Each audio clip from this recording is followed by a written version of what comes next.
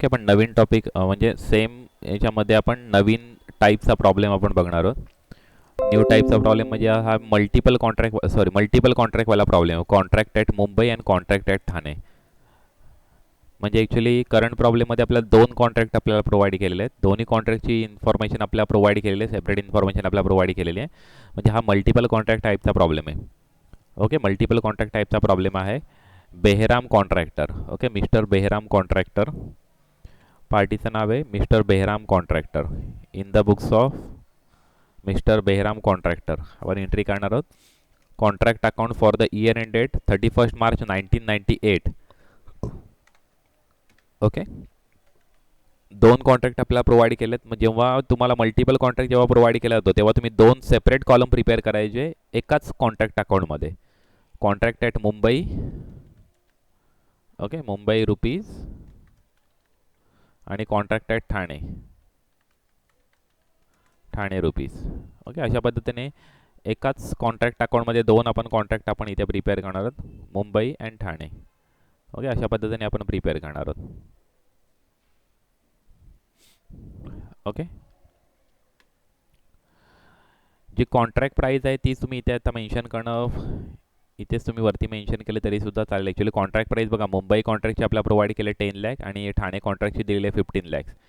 ती as it is mention होईल. Contract price of Mumbai 10 lakhs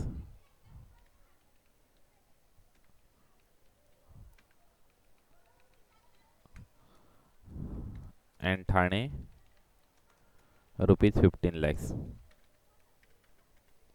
okay, अशा पद्धतीने कॉन्ट्रॅक्ट प्राईस तुम्ही मेन्शन करू शकता. ओके, आणि कॉन्ट्रॅक्ट कमेन्समेंट डेट, त्यांनी कमेन्समेंट डेट आपल्याला इथे प्रोव्हाइड केले 1 जुलै 1997 आणि 1 ऑक्टोबर 1997. नॉर्मली कमेन्समेंटची डेट आहे ना ती आपल्याला डेप्रिसिएशन कॅल्क्युलेट करण्यासाठी मोस्टली युजफुल होणार आहे. ओके, किंवा जे मंथ वाईज जे एक्सपेन्सेस आपल्याला प्रोव्हाइड केले असतील ते फाइंड आउट करण्यासाठी आपल्याला हे जे डेट दिलेले कमेन्समेंट डेट ती आपल्याला युजफुल होणार आहे. ओके, आपला कॉन्ट्रॅक्ट प्राईस आपल्याला स्टार्टिंगला आपल्याला प्रोव्हाइड केलेली आहे. नेक्स्ट बघा डायरेक्ट लेबर. हे sir direct labour, material issued from stores, material return to stores. Okay, direct labour expenses आहेत, डेबिट साईडला मेन्शन होतील. मटेरियल इश्यू टू स्टोअर म्हणजे स्टोअर्स इश्यू फ्रॉम स्टोअर म्हणजे स्टोअरवरून आपल्याला इश्यू केलेत म्हणजे कॉन्ट्रॅक्ट साईडवरती इश्यू केलेले आहेत. ओके, त्यामुळे आपल्याला ते काय करावे लागतील, डेबिट साईडला मेन्शन करायला लागतील. मटेरियल रिटर्न टू स्टोअर्स म्हणजे कॉन्ट्रॅक्ट साईडवरून स्टोअर्सला रिटर्न केलेले आहेत, त्यामुळे क्रेडिट साईडला मेन्शन होतील. Okay, plant install at site. आता तिथे ॲक्च्युली दोन सिच्युएशन म्हणजे दोन प्रकारे आपण मेन्शन करू शकतो. मी मोस्टली डेप्रिसिएशन मेन्शन करतो, त्यामुळे हे प्लांट इन्स्टॉल ॲट साईट कुठेही मेन्शन होणार नाही. त्याच्यावरचं आपण डेप्रिसिएशन आपण कॅल्क्युलेट करायचं आणि ते डेप्रिसिएशन आपण डेबिट साईडला आपण मेन्शन करणार आहोत. पण एक गोष्ट लक्षात घ्या, इन्स्टॉल ॲट साईट मेन्शन केलं तर कॉन्ट्रॅक्ट कधी चालू झालेला आहे ती डेट बघून आपल्याला डेप्रिसिएशन आपल्याला कॅल्क्युलेट करायला लागेल. ओके, ती एक आपल्याला गोष्ट आपल्याला कन्सिडर करावी लागेल. Date starting date commencement date आपल्याला कन्सिडर करून आपल्याला डेप्रिसिएशन आपल्याला कॅल्क्युलेट करायला लागेल 2 lakhs आणि 3,50,000 वरती. डायरेक्ट एक्सपेन्सेस डेबिट साईडला मेन्शन होतील, ऑफिस ओव्हरहेड डेबिट साईडला मेन्शन होतील. मटेरियल सोल्ड क्रेडिट साईडला मेन्शन होईल. ओके, 8,000 रुपीजचा मटेरियल सोल्ड आहे. कॉस्ट प्राईस 8,000 आहे, सेलिंग प्राईस आहे 10,000 रुपीज. तर क्रेडिट साईडला आपण 10,000 मेन्शन करणार आणि loss on sale of material आपण डेबिट साईडला आपण शो करणार आहोत. ओके, मटेरियल ॲट साईड म्हणजे क्लोजिंग मटेरियल आपल्याला प्रोव्हाइड केलेलं आहे, क्रेडिट साईडला मेन्शन होईल, WIPमध्ये मेन्शन होईल. Cash received from contractee. Okay, we can use this for calculation of work certified. Okay, आणि मेन्शन केलेलं 80% ऑफ वर्क सर्टिफाईड. आता दोन्ही कॉन्ट्रॅक्ट आहेत ते इनकम्प्लीट कॉन्ट्रॅक्ट आहेत, कारण की वर्क अनसर्टिफाईड आपल्याला प्रोव्हाइड केलेलं आहे. ओके, 13,000 आणि 9,000 हे WIPचा पार्ट येईल. नेक्स्ट आर्किटेक्ट फी एक्सपेन्सेस आहेत ते डेबिट साईडला मेन्शन होतील. ओके, तर अशा पद्धतीने आपल्याला हे सर्व एक्सपेन्सेस आणि इन्कम आपल्याला मेन्शन करावे लागतील. Next provide depreciation on plan 20% per annum. Okay, 20% इथे आपल्या डेप्रिसिएशन रेट आपल्याला डायरेक्टली आपल्याला प्रोव्हाइड केलं आहे, त्यामुळे कुठलाही फॉर्म्युला यूज करण्याची गरज नाही आहे. आपण डायरेक्ट 20% कॅल्क्युलेट करणार ऑन 2 lakhs और on 3,50,000. Okay, and we can calculate the depreciation on the basis of number of months use. Okay, आपण इयरली डेप्रिसिएशन येईल 20%, त्यावरून आपल्याला नंबर ऑफ मंथ्स यूजनुसार आपण किती डेप्रिसिएशन चार्ज करायचं ते आपल्याला कॅल्क्युलेट करायला लागेल. Okay, next during the year material costing ₹10,000 were transfer from the Thane contract to Mumbai contract.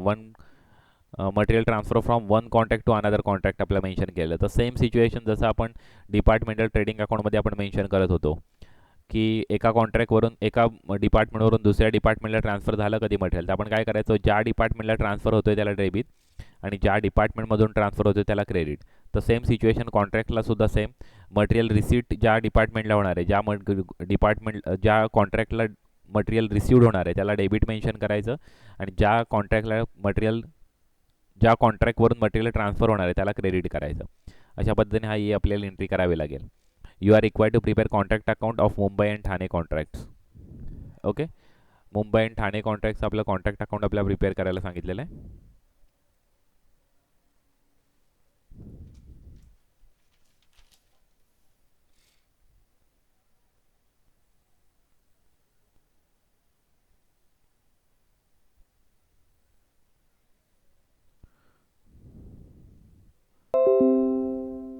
Okay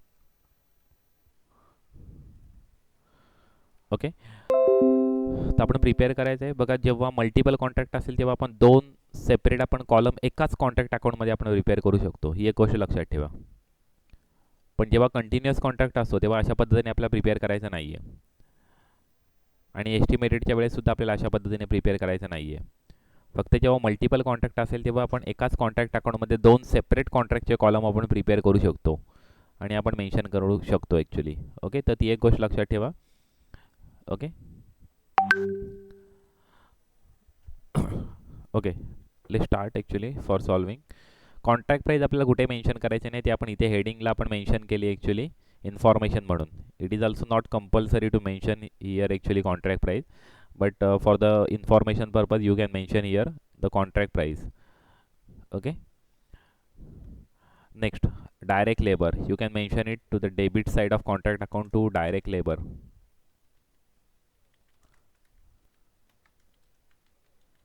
okay, direct labour दोघांचे डायरेक्टली मेन्शन करू शकता. मुंबईचे 2,55,000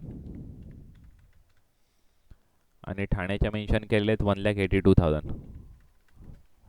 okay, next, material issued from stores.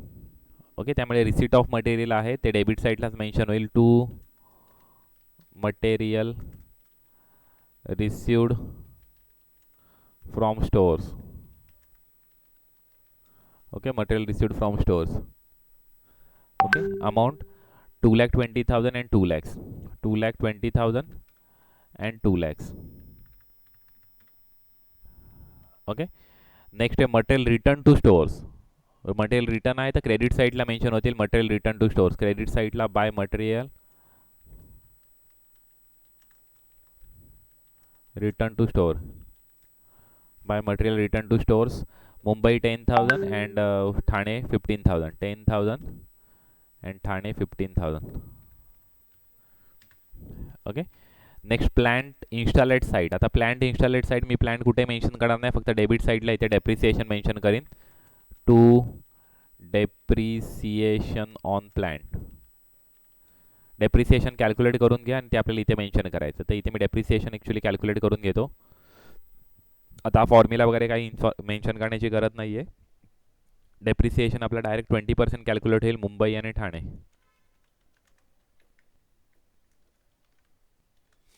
Okay, किती प्राईज आहे, 2 लाख रुपीज आहे, 3,50,000 आहे. तर 2 लाख रुपीजवरती आपल्याला किती कॅल्क्युलेट होईल, इंटू पर्सेंटेज किती दिलेले आहेत आपल्याला 20%, डिवाइड बाय 100, म्हणजे इयरली डेप्रिसिएशन येईल 40,000 रुपीज.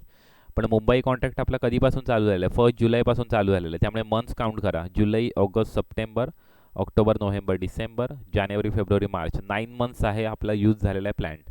त्यामुळे 9 मंथचं डेप्रिसिएशन कॅल्क्युलेट करायला लागेल. हे पर ॲनम आपलं फाइंड आउट होईल.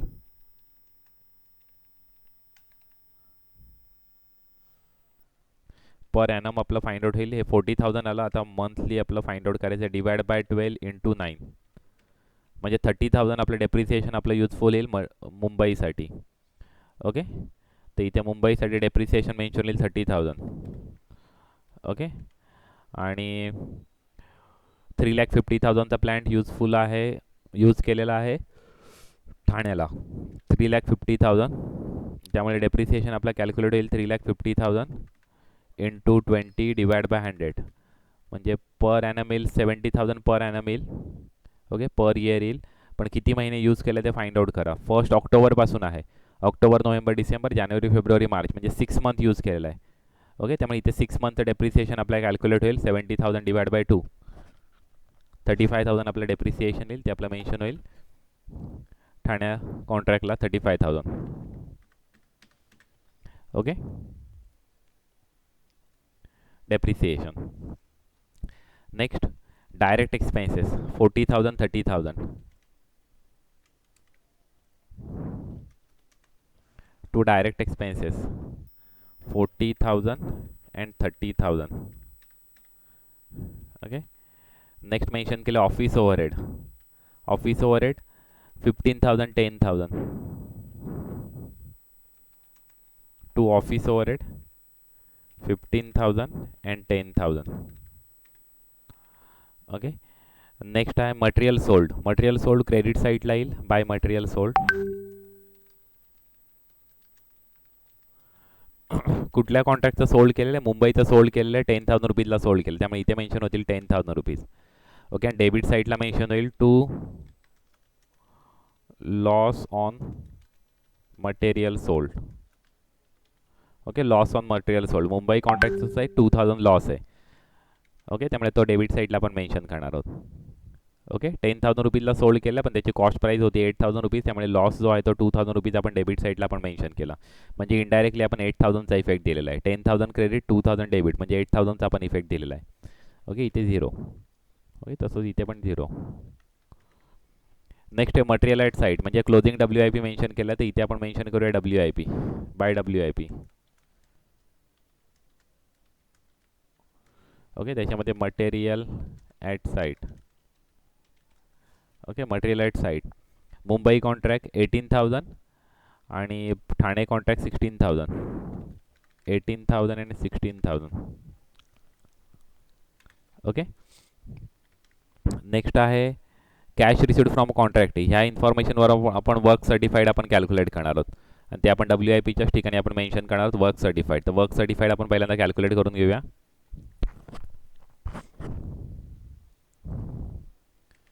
वर्क सर्टिफाईडसाठी आपल्याला 80% of work certified cash received आपल्याला प्रोव्हाइड केले, त्यामुळे फॉर्म्युला येईल cash received divide by percentage of cash received. हा फॉर्म्युल्यानुसार आपल्या वर्क सर्टिफाईड आपल्याला फाइंड आउट होईल. Cash received divide by percentage of work certified, दोघांचं इथे फाइंड आउट करूया मुंबई, आणि इथे फाइंड आउट करूया ठाणे. ओके, कॅश रिसिव्ड किती आहे? 4,80,000 मुंबईची आहे, divide by percentage of cash received 80%, divide by 80 into 100, म्हणजे वर्क सर्टिफाईड येईल 6 लाख रुपीज मुंबईसाठी. आणि ठाण्यासाठी किती येईल? 2,40,000 divide by 80%, 2,40,000 divide by 80 into 100, म्हणजे 3 लाख रुपीजचं वर्क सर्टिफाईड येईल. 6 lakh and 3 lakh and 3 lakh. Okay, work certified येईल. मिसिंग होती वर्क सर्टिफाईड, ते आपण फाइंड आउट केलं. Cash received divide by percentage of cash received as percentage of cash received. Okay, next work uncertified. Work uncertified दिले 13,000 and 9,000, तो सुद्धा WIPचाच पार्ट आहे. Work अनसर्टिफाईड 13,000 and 9,000. ओके, नेक्स्ट आहे architect fee. Architect fee debit साईडला mention होईल to architect fee expenses, to architect fee 7,000 and 3,000. Okay, आपण depreciation already आपण कॅल्क्युलेट केलेलं आहे, ऑलरेडी आपण चार्ज केलेलं आहे. आता मटेरियल ट्रान्सफरची एंट्री आहे. कुठल्या डिपार्टमेंटवरून कुठल्या कॉन्ट्रॅक्टवरून कुठल्या कॉन्ट्रॅक्टला ट्रान्सफर झालं आहे? फ्रॉम ठाणे टू मुंबई, म्हणजे मुंबईला रिसिव्ड झालेलं आहे, म्हणून 10,000 रुपीज मुंबईला डेबिट येतील, आणि ठाणेनी ट्रान्सफर केलं, त्यामुळे ठाणेला क्रेडिट होईल 10,000 रुपीज. ओके, इथे मेन्शन होईल by material transfer to Mumbai contract. Okay, by material transfer to Mumbai contract. Okay, आणि इथे मेन्शन होईल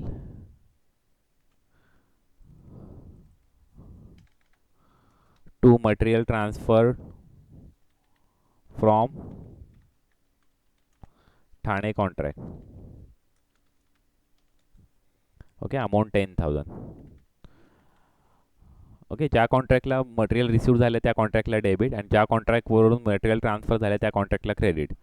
इथून मटेरियल कमी होणार, इथे इन्क्रीज होणार आहे. ओके, जिथे इन्क्रीज होणार आहे त्याला डेबिट, जिथून डिक्रीज होणार आहे त्याला क्रेडिट. आपला प्रॉब्लेम ॲक्च्युली कंप्लीट झालेला आहे. आता balancing amount actually find out करून घ्या. बॅलन्सिंग अमाऊंट फाइंड आउट करून आपल्याला नॉशनल प्रॉफिट आपल्याला फाइंड आउट करायचं आहे. ओके, तर बॅलन्सिंग अमाऊंट आपण फाइंड आउट करूया.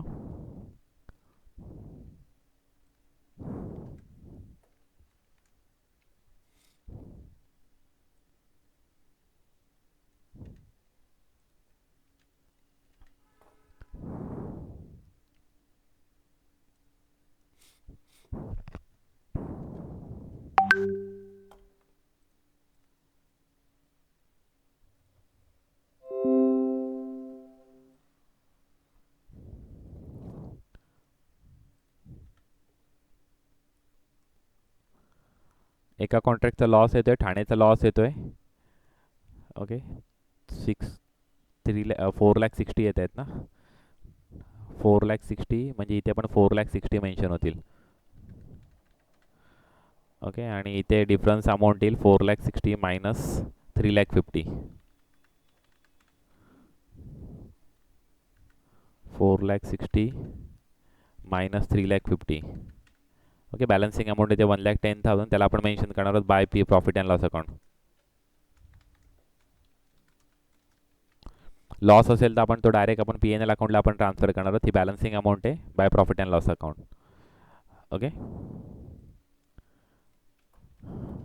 नेक्स्ट आता मुंबई कॉन्ट्रॅक्ट. मुंबई कॉन्ट्रॅक्टचा प्रॉफिट येतोय 6,51,000 आणि टोटल आहे 5,79,000. ओके, तर इथे मेन्शन होतील 6,51,000. Okay, balancing amount find out करून घ्या. बॅलन्सिंग अमाऊंट येते, ती बॅलन्सिंग अमाऊंट मी इथे रफमध्येच कॅल्क्युलेट करतो कारण ती रिझर्व आणि याला डिस्ट्रीब्यूट करायचे. त्यामुळे 6,51,000 मायनस 5,79,000 72,000. तर आता हे 72,000 आपल्याला डिस्ट्रीब्यूट करायला लागतील P&L आणि रिझर्वला. इथे मेन्शन करूया by profit and loss account आणि बाय रिझर्व. ओके, अशा पद्धतीने आपल्याला दोन आपल्या इथे डिस्ट्रीब्यूट करायला लागतील 72,000. मग त्यासाठी आपल्याला पहिल्यांदा पर्सेंटेज ऑफ वर्क सर्टिफाईड आपल्याला फाइंड आउट करायला लागेल. पर्सेंटेज ऑफ वर्क सर्टिफाईड आपल्याला फाइंड आउट करायला लागेल.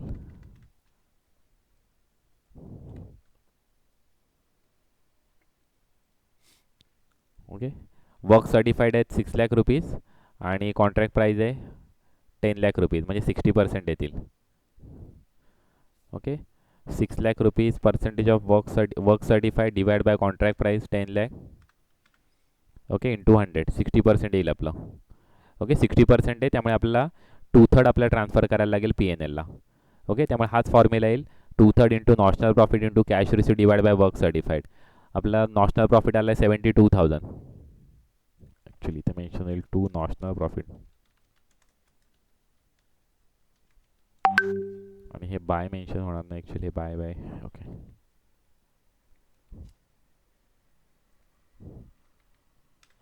प्रॉफिट अँड लॉस अकाउंट आणि रिझर्व. आता 72,000 आपल्या P&Lला किती ट्रान्सफर होतील बघूया. फॉर्म्युला येईल 72,000 2/3 into 72,000 into cash received. Cash received किती होती प्रॉब्लेममध्ये 4,80,000. 4,80,000 divide by work certified 6,00,000. Okay, म्हणजे 38,400 रुपीज P&Lला ट्रान्सफर होईल. 38,400 आणि रिमेनिंग अमाऊंट रिझर्वला ट्रान्सफर होईल 72,000 मायनस 38,400 इज इक्वल टू 33,600 P&Lला ट्रान्सफर होईल. बघा टोटल 72,000 रुपीज होते. ओके, तर आपलं इथे actually contract account actually complete झालेलं आहे. ओके, ठाणे कॉन्ट्रॅक्टचा लॉस येतो तो प्युअरली आपल्याला P&Lला ट्रान्सफर करायचा आहे. मुंबई कॉन्ट्रॅक्टचा प्रॉफिट येतोय तो आपण P&L आणि रिझर्वमध्ये आपण डिस्ट्रीब्यूट केला. डिस्ट्रीब्यूट करताना आपल्याला आधी आपण पर्सेंटेज ऑफ वर्क सर्टिफाईड आपण फाइंड आउट केले, ते येते 60% येत होते. त्यामुळे 2/3 प्रॉफिट आपल्याला P&Lला ट्रान्सफर करायचे म्हणून आपण 2/3 into notional profit into cash receive divide by work certified हा फॉर्म्युला आपण यूज केला. त्या फॉर्म्युल्यानुसार आपण 2/3 अमाऊंट आपण कॅल्क्युलेट केली, ती आली 38,400. पण 38,400 आपण P&Lला आपण ट्रान्सफर करणार. बॅलन्सिंग अमाऊंट आपण फाइंड आउट केली 72,000 मायनस 38,400 इज इक्वल टू 33,600. ही बॅलन्सिंग अमाऊंट आपण रिझर्वला आपण ट्रान्सफर करणार आहोत. ओके, इथे दोन सिंपल कॉन्ट्रॅक्ट होते, एक मुंबई कॉन्ट्रॅक्ट आणि दुसरा ठाणे कॉन्ट्रॅक्ट. दोघांचं सुद्धा आपण कॅल्क्युलेशन आपण केलेलं आहे. ओके, कोणाला काही डिफिकल्टी आहे याच्यामध्ये? कोणाला काही क्वेरी आहे याच्यामध्ये?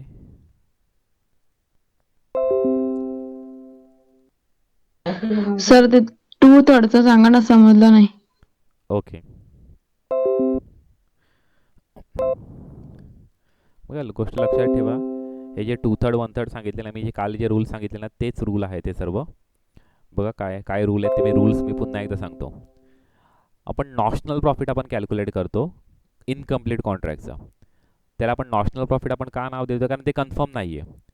कॉन्ट्रॅक्ट अजून चालू आहे, आपला करंट इयरला कॉन्ट्रॅक्ट आपला कंप्लीट झालेला नाही आहे. कधी कंप्लीट झाला असताना तर आपण नॉशनल प्रॉफिट न मेन्शन करता डायरेक्ट आपण P&L अकाउंट मेन्शन केलं असतं. तिथे रिझर्व फाइंड आउट करण्याची गरजच नव्हती कधी कंप्लीट कॉन्ट्रॅक्ट असेल तर. पण जेव्हा इनकम्प्लीट कॉन्ट्रॅक्ट असतो तेव्हा आपल्याला फ्युचरमध्ये अजून कॉन्ट्रॅक्ट अजून कंप्लीट झालेला नाही आहे, त्यामुळे फ्युचरमध्ये आपल्याला लॉससुद्धा होऊ शकतो. त्यामुळे आपण हा जो कॉन्ट्रॅक्ट आहे तो आपण कंप्लीट कॉन्ट्रॅक्ट म्हणून अजून तरी आपण कन्सिडर करत नाही. जोपर्यंत कंप्लीट होत नाही कॉन्ट्रॅक्ट तोपर्यंत आपल्याला तो नॉशनल प्रॉफिट म्हणून मेन्शन करायचा आहे, फायनल प्रॉफिट म्हणून मेन्शन करायचा नाही आहे. हा जो आपण जो प्रॉफिट फाइंड आउट करतो तो आपण फायनल प्रॉफिट आपण फाइंड आउट करत नाही, तो नॉशनल प्रॉफिट आपण फाइंड आउट करतो. ओके, कधी कंप्लीट कॉन्ट्रॅक्ट असेल तर डायरेक्ट आपण टू P&L अकाउंट आपण मेन्शन केलं असेल ते ट्रान्सफर केलं असतं. आता इनकम्प्लीट कॉन्ट्रॅक्टसाठी काय रूल्स आहेत ते मी पुन्हा एकदा सांगतो. काल ऑलरेडी सांगून झालेत आपल्या पहिल्या बेसिक लेक्चरला. कधी लॉस असेल तर पूर्णपणे आपल्याला P&Lला ट्रान्सफर करायचं आहे, पहिली गोष्ट. दुसरी गोष्ट, कधी प्रॉफिट असेल तर तिथे रूल आहे, तुमचं जे पर्सेंटेज ऑफ वर्क सर्टिफाईड हे जे आपण कॅल्क्युलेट केलं ना 60%, ते पर्सेंटेज ऑफ वर्क सर्टिफाईड कधी लेस दॅन 25% असेल तर 100% जो प्रॉफिट आहे तो आपल्याला रिझर्वला ट्रान्सफर करायचा आहे. ओके, कधी लेस दॅन 25% असेल, कधी पर्सेंटेज ऑफ वर्क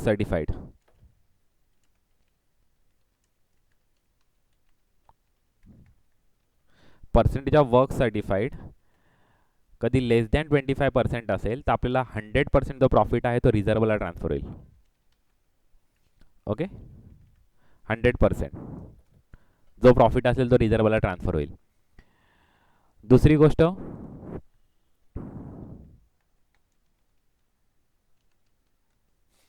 कधी तुमचा पर्सेंटेज ऑफ वर्क सर्टिफाईड आहे ते 25 to 49.99% असेल तर तुम्हाला 1/3 प्रॉफिट P&Lला ट्रान्सफर करायचं आहे.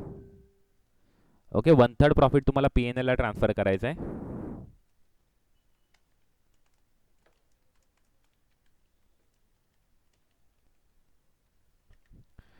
ओके, तुम्हाला 1/3 प्रॉफिट तुम्हाला P&Lला ट्रान्सफर करायचं आहे आणि रिमेनिंग तुम्हाला रिझर्वला ट्रान्सफर करायचं आहे. बघा, लेस दॅन 25% असेल तर P&Lला 0% जाईल, रिझर्वला 100% जाईल. 25 to 49.99% असेल तर P&Lला 1/3% जाईल. P&Lला 1/3 जाईल, पण 1/3 म्हणजे डायरेक्ट 1/3 जाणार नाही, तर त्याच्यासाठी फॉर्म्युला आहे आपल्याला. फॉर्म्युला काय यूज करायचा? हा फॉर्म्युला यूज करायचा आहे. Profit transfer to P&L account is equal to 1/3 into notional profit into cash receive divide by work certified. हा आपला फॉर्म्युला आपल्याला यूज करायचा आहे, 1/3.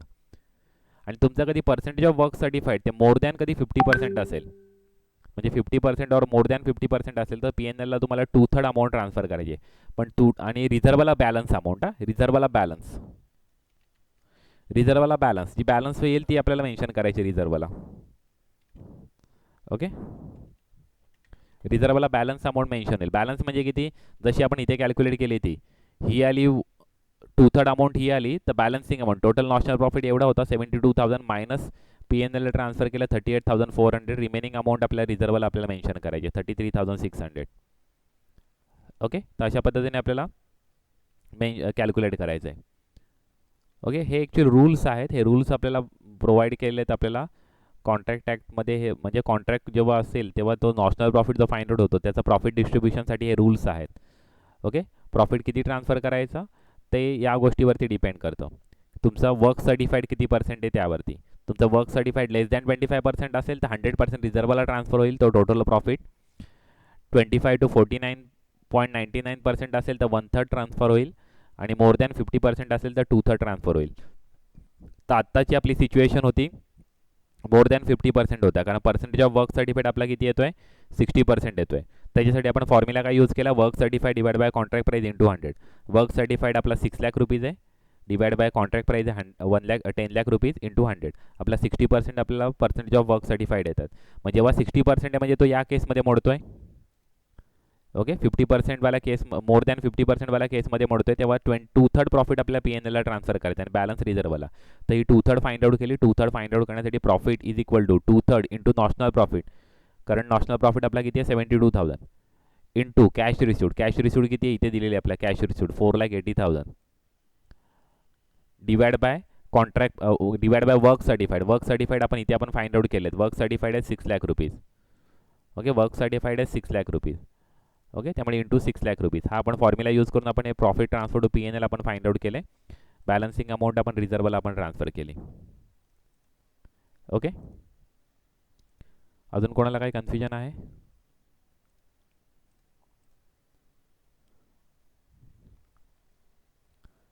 ओके, आपण हा जो सेकंड जो टॉपिक जो होता तो मल्टिपल कॉन्ट्रॅक्ट होता. मल्टिपल कॉन्ट्रॅक्टमध्ये 2 सिंपल कॉन्ट्रॅक्ट होते, म्हणजे 2 कॉन्ट्रॅक्ट होते आणि दोन्ही सिंपल कॉन्ट्रॅक्ट टाईपचे प्रॉब्लेम होते. ओके, पण ते आपण एकाच कॉन्ट्रॅक्ट अकाउंटमध्ये आपण प्रिपेअर करतो, 2 फक्त सेपरेट कॉलम त्याचे फक्त प्रिपेअर करतो. ओके, अजून कोणाला काही कन्फ्युजन आहे याच्यामध्ये? ओके, नेक्स्ट लेक्चरला आपण कंटिन्यू करूया. ओके.